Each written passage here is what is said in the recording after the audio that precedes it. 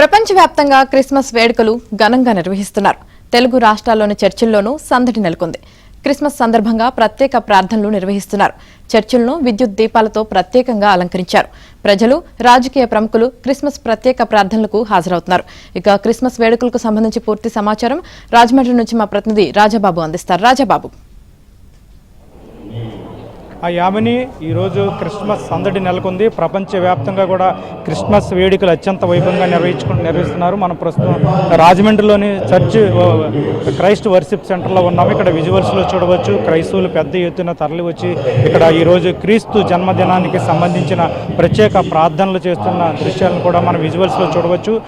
మొత్తం ప్రపంచం అంతా కూడా ఈరోజు క్రిస్మస్ వేడుకలు అత్యంత వైభవంగా జరుగుతున్నాయి. యేసుక్రీస్తు జన్మదినాన్ని గురించి ప్రత్యేకంగా ప్రార్థనలు చేస్తున్నారు.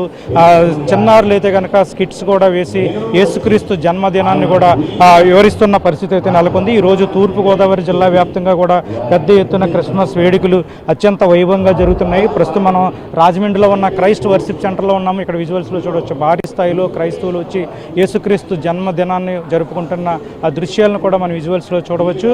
ఈ క్రిస్మస్ కోసం మనతో మాట్లాడేందుకు క్రైస్ట్ వర్షిప్ సెంటర్ సంఘ కాపరి, అంతర్జాతీయ సువార్థికులు డాక్టర్ జాన్ వెస్లీ ఉన్నారు. మనం ఆయనతో మాట్లాడి అసలు క్రిస్మస్ ఏంటి ఈరోజు ప్రత్యేకత ఏంటి అనేది కూడా మనం ఆయనతో మాట్లాడి తెలుసుకుందాం. సార్, మీకు ముందుగా క్రిస్మస్ శుభాకాంక్షలు.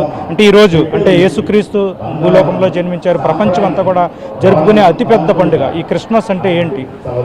క్రిస్మస్ అనగా యేసు ప్రభును ఆరాధించుట. ఈరోజు ప్రపంచవ్యాప్తంగా అనేక దేశాల్లో క్రిస్మస్ పండుగ చాలా ఆనందంగా, సంతోషంగా జరుపుకుంటున్నారు.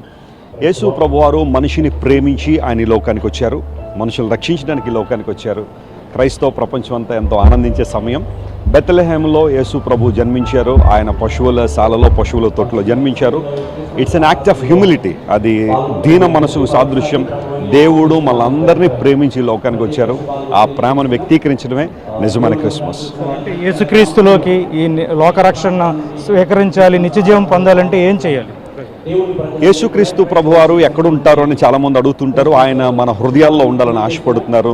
దేవుడు మానవ హృదయంలో ఉండాలి. ఎందుకంటే బైబిల్ సెలవిస్తున్న మాట, మానవ హృదయమే దేవుని ఆలయం అని. ఈ ఆలయంలో దేవుని చేర్చుకున్నప్పుడు నిత్య జీవాన్ని మనం పొందుకుంటాం. ఎస్, మరణం తర్వాత జీవితం ఉంది. ఆ నిత్య జీవాన్ని మనం పొందుకోవాలి అంటే యేసుక్రీస్తు ప్రభు మన సొంత రక్షకునిగా చేర్చుకోవాలనేది బైబిల్ సెలవిస్తున్న సత్యం.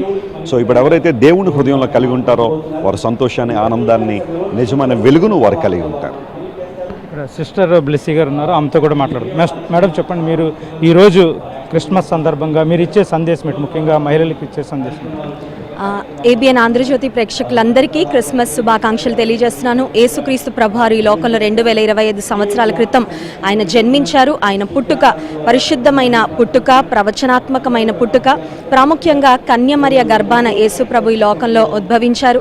యేసుక్రీస్తు ప్రభువారి యొక్క జన్మ జీవితాన్ని గమనించినప్పుడు ఆయన స్త్రీలకు చాలా అధికమైన ప్రాధాన్యతనిచ్చారు.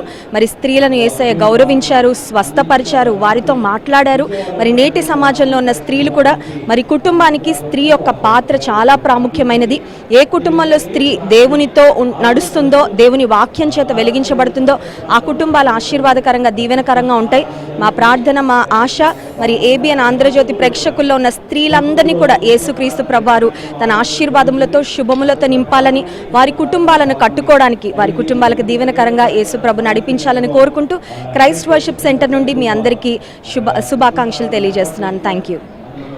ఇప్పటి వరకు కూడా మనం అంతర్జాతీయ సువార్థికులు డాక్టర్ జాన్ వెస్లీతో కూడా మాట్లాడాం. మొత్తానికి చూస్తే కనుక ఈరోజు యేసుక్రీస్తు జన్మించిన దినము, అంటే యేసుక్రీస్తు లోకానికి రక్షణ వెలుగునివ్వడానికి యేసుక్రీస్తు భూలోకంలో జన్మించారు. యేసుక్రీస్తును తమ రక్షకుడిగా స్వీకరించిన వారికి రక్షణ వస్తుంది, నిత్య జీవంలో అవకాశం వస్తుంది. ఈ రోజంతా కూడా పెద్ద ఎత్తున ఉమ్మడి తూర్పుగోదావరి జిల్లా వ్యాప్తంగా, రాష్ట్ర వ్యాప్తంగా, ప్రపంచవ్యాప్తంగా కూడా క్రిస్మస్ వేడుకలు జరుపుకున్నారు. అంటే యేసుక్రీస్తు ఈ భూలోకంలో జన్మించడం వల్ల లోకానికి రక్షణ తీసుకొచ్చారు, నిత్య జీవాన్ని తీసుకొచ్చారు.